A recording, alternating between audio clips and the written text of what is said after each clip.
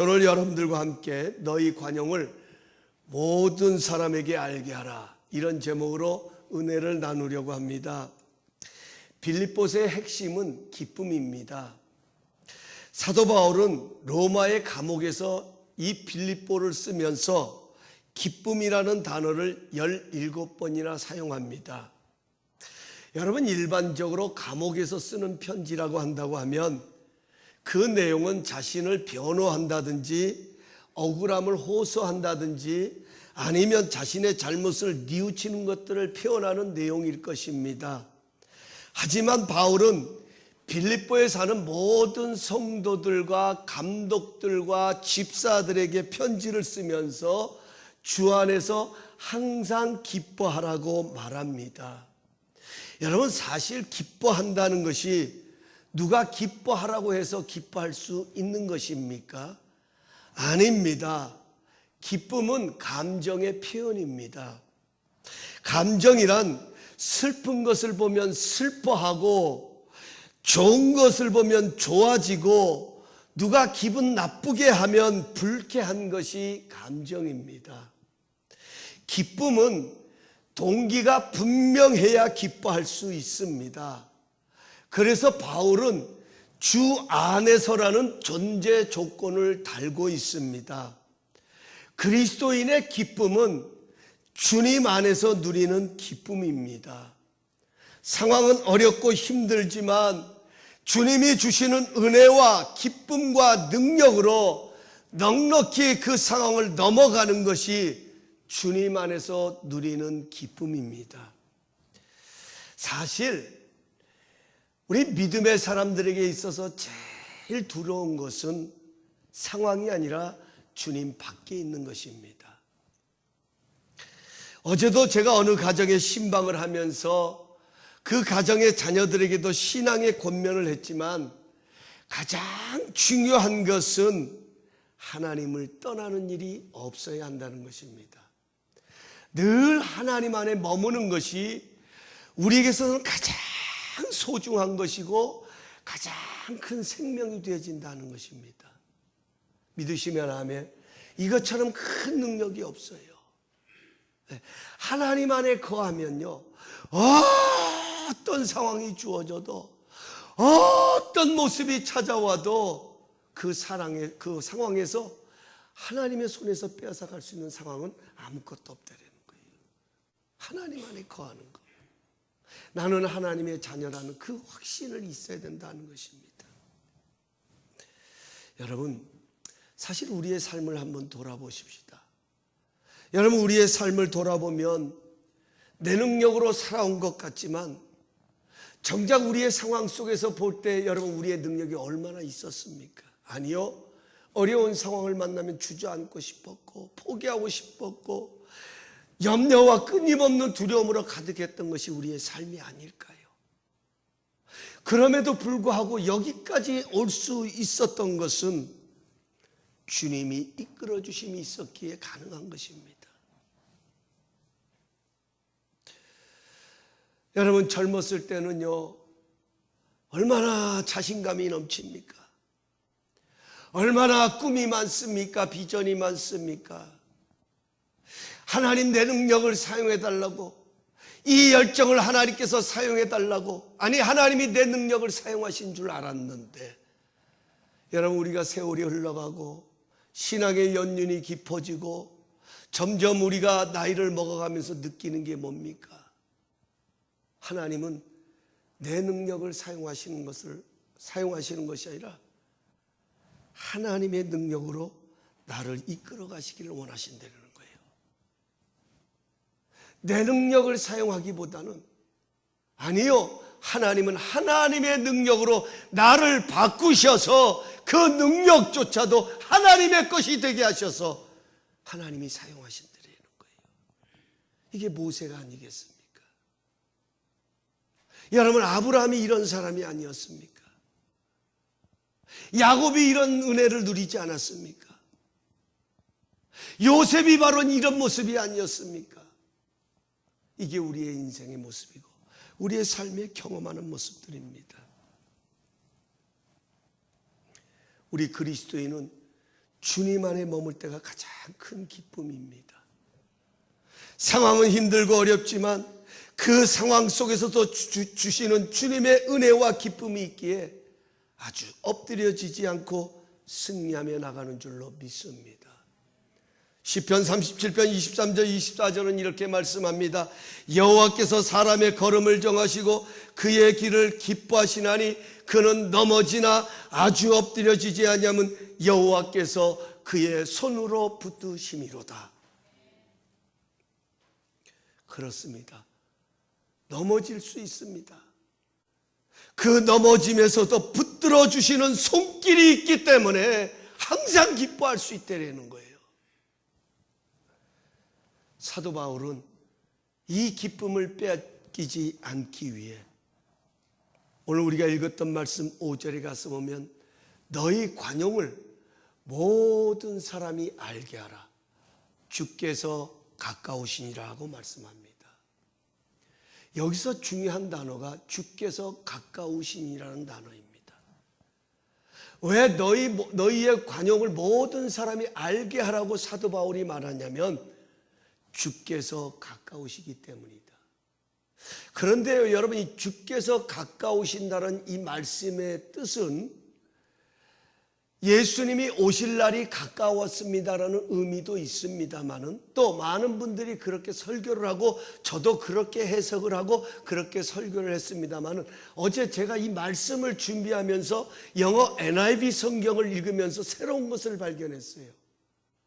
영어 NIV 성경에 가서 보면 주님께서 가까이 오십니다 하는 의미가 아니라 주께서 가까이 계십니다라는 뜻으로 해석하고 있습니다.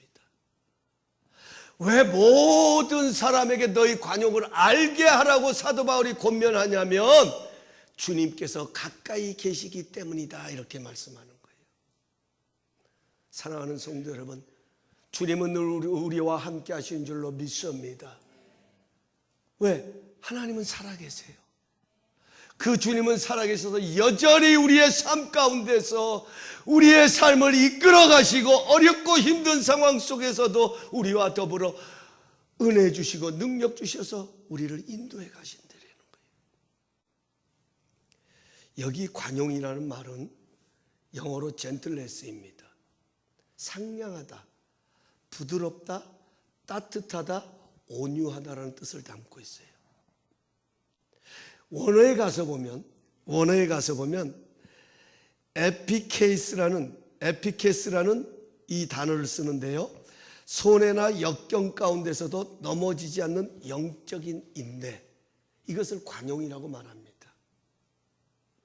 다시 말씀드리면 관용이라고 하는 것은 따뜻하고 부드럽고 온유하고 인내가 충만한 것을 가리켜서 관용이다 이렇게 말합니다.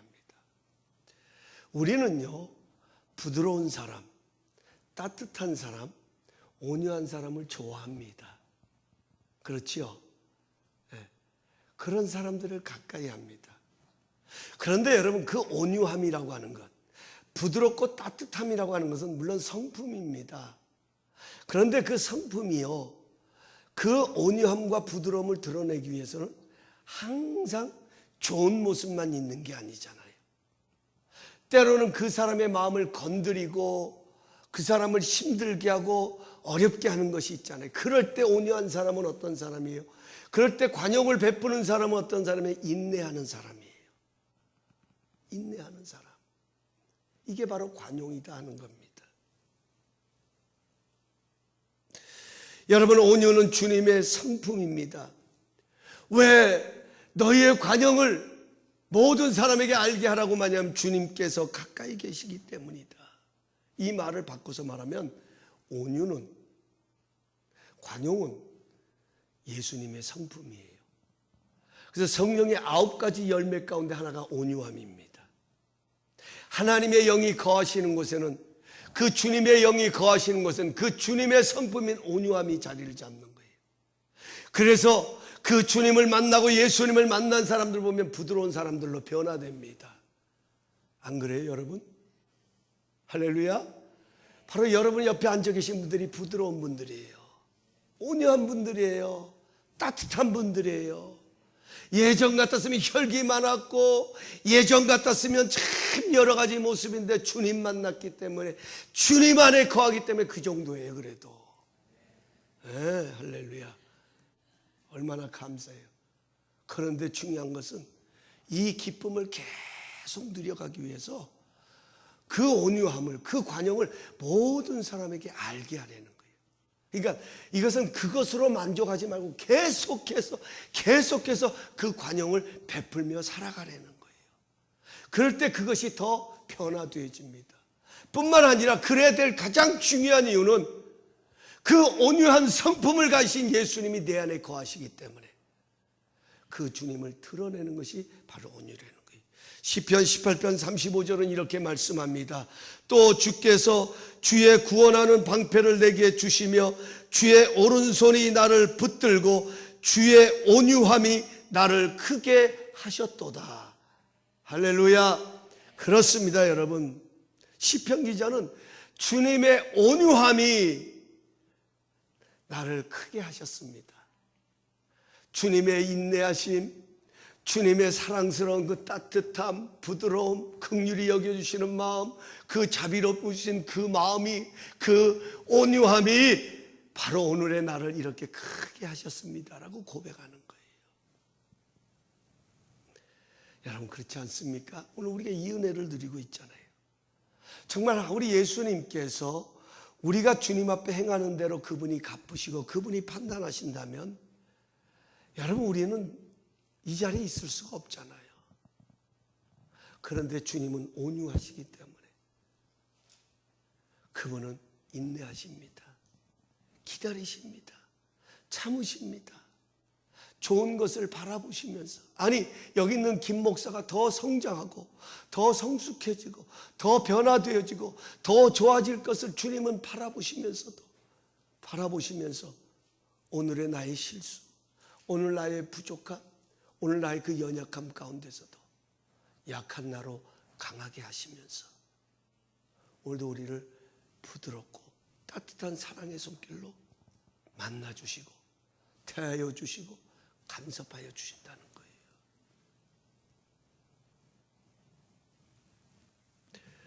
바로 예수님은 이 온유함으로 하나님과 우리를 화목케 하셨습니다. 이 온유함이 있었기 때문에, 예수님께서 우리에게 이 관용을 베풀어 주셨기 때문에 하나님과 우리가 화목케 되는 은혜를 누리게 됩니다. 여러분, 왜 바울이 이 관용을 그렇게 강조하고 있을까요? 여러분, 우리가 이 성경을 읽을 때 이 부분을 그렇게 쉽게 잘 눈이 가질 않았어요. 보통 우리는 이 본문을 읽을 때 되게 그 앞에 있는 항상 기뻐하라는 이 말씀하고, 그리하면 모든 지각에 뛰어나시는 하나님의 평강이 예수 그리스도 안에서 너희 마음과 생각을 지키시라. 여기는 귀가 솔깃하고 눈이 번쩍했지만 너희 관용을 모든 사람이 알게 하라는 이 부분에 대해서는 사실 우리가 그렇게 많은 관심을 기울이지 못합니다. 그런데 여러분, 이 말씀의 가장 중요한 핵심이 바로 이거예요. 왜 바울이 모든 사람에게까지 너희 관용을 알게 하라고, 나타내 보이라고 이렇게 강조하고 있을까 하는 거예요. 기쁨을 강조한 바울이, 항상 기뻐하라고 주 안에서 기뻐하라고 강조했던 바울이 왜 이 관용을 강조하고 있을까요? 바로 진정한 기쁨이 여기서 비롯됩니다. 여러분, 사실 우리가 기뻐하지 못하는 원인 가운데 하나는 관계가 원만하지 못하기 때문에 그래요. 관계가 원만하지 못하기 때문에 아무리 좋았던 관계도요, 그 관계가 막혀버린다든지 브로큰 된다든지 원만하지 못하면요, 거긴 기쁨 없습니다. 기뻐할 수가 없습니다. 여러분, 누군들 사랑하고 싶지 않습니까? 여러분, 누구든 부드럽고 온유한 그런 모습을 보이기를 다 원하고 있습니다. 그런데 그런 마음들이 무너져 내리는 것은 상대방의 못마땅함 때문인 거예요. 내 마음에 들지 않는, 아니 내 기준에 미치지 못하는, 내가 원하는 그곳에 이르지 못하는 그런 모습들 때문에 주저하고 주춤할 때가 많이 있다는 것입니다. 이럴 때 필요한 것이 관용입니다. 인내입니다. 인내함이 없이는 온유할 수가 없습니다. 참고 기다려주는 그런 배려가 있을 때에 따뜻하고 상냥한 온유함이 배어 나오는 것입니다.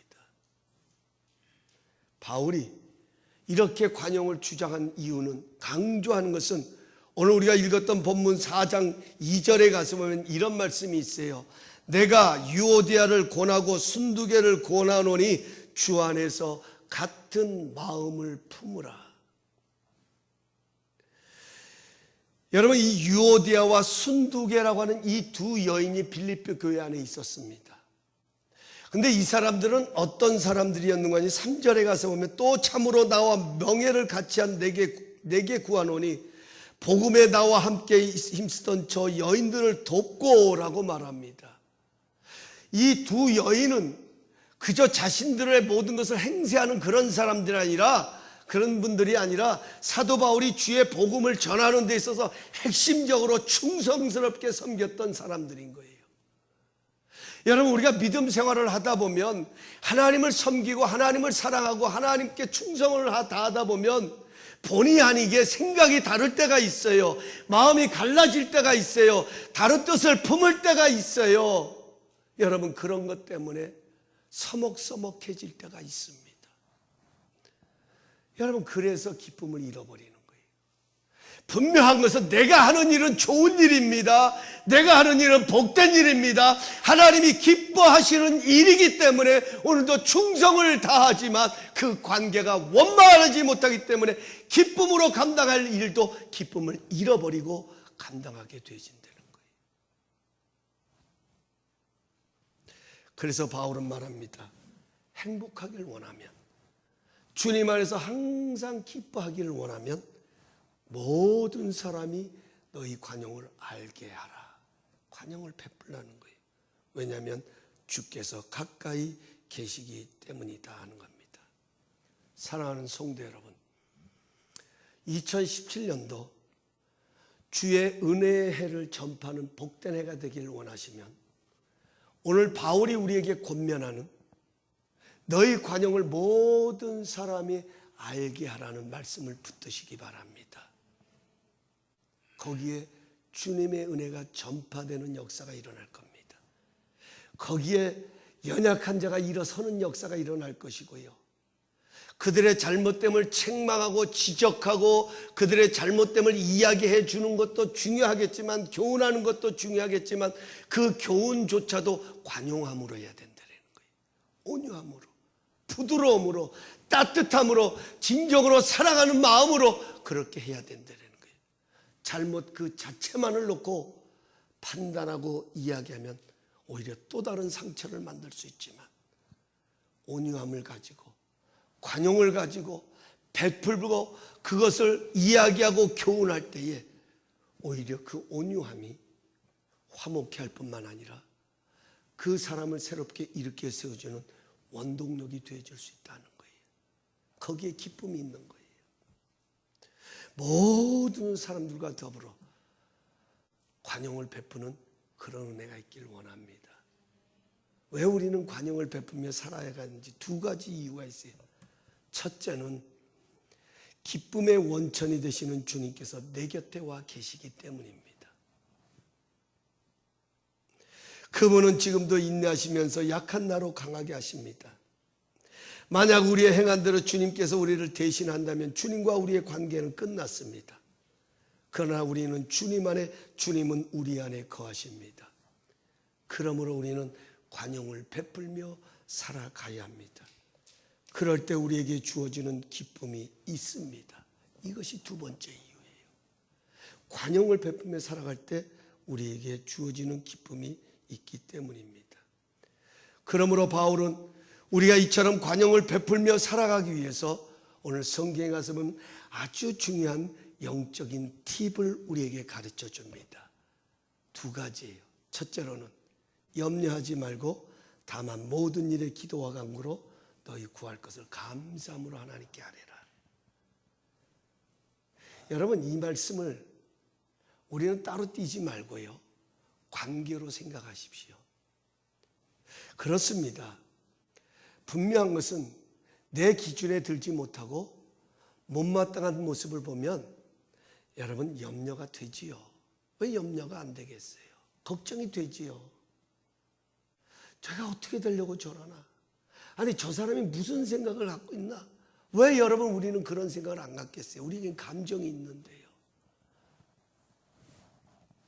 그러나 염려가 그 염려를 해결하는 것이 아니라는 거예요.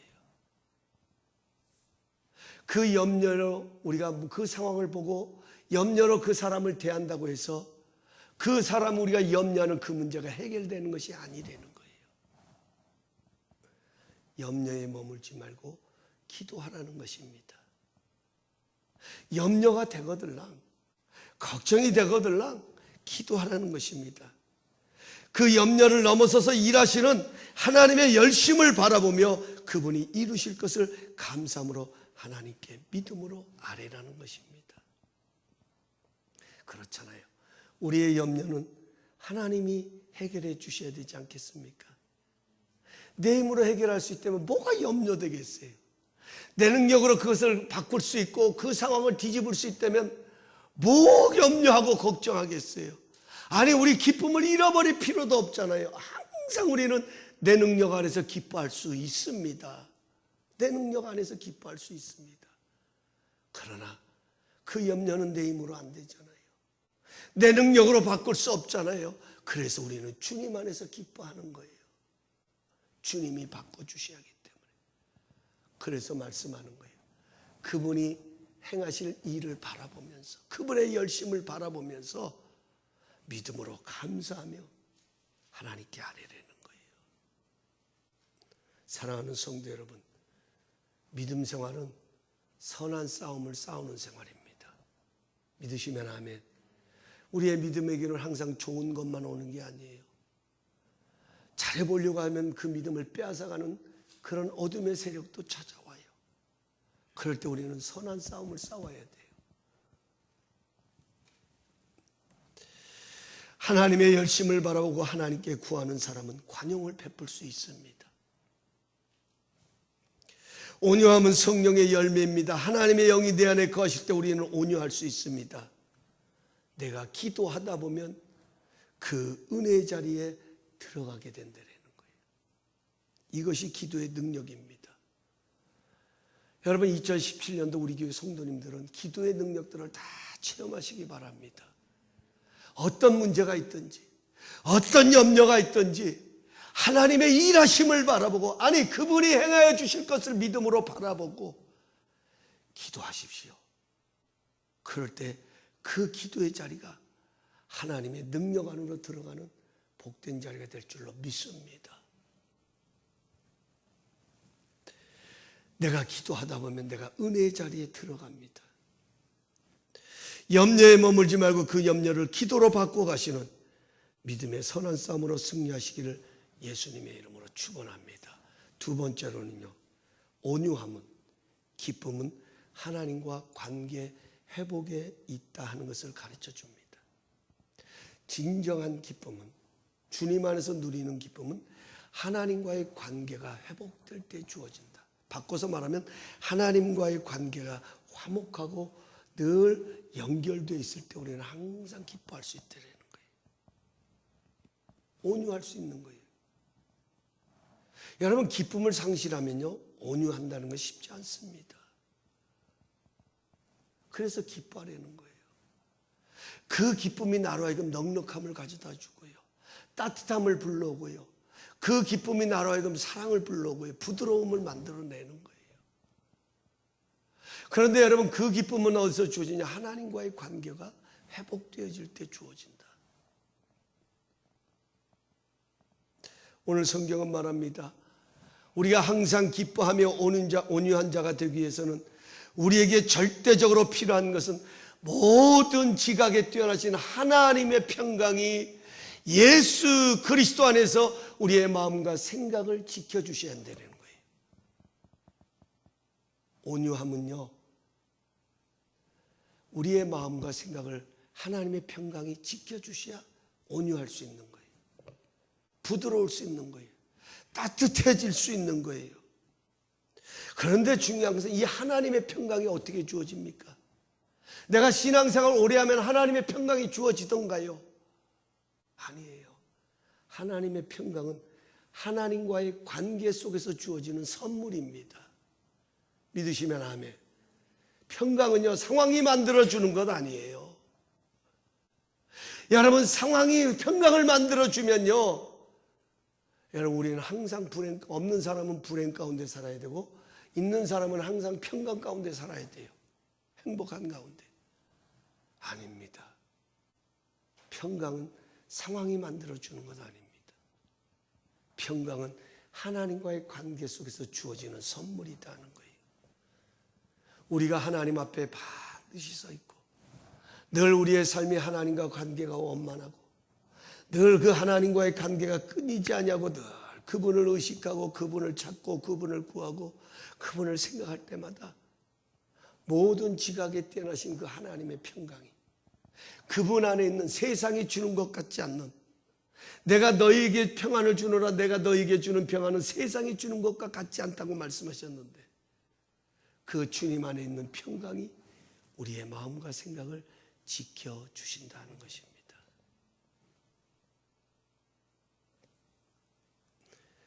평강의 사람은 온유할 수밖에 없습니다. 왜냐하면 막힌 것이 없기 때문입니다. 막힌 것이 없기 때문에. 그래서 여러분, 하나님과 형통하는 사람은 세상에서도 형통합니다.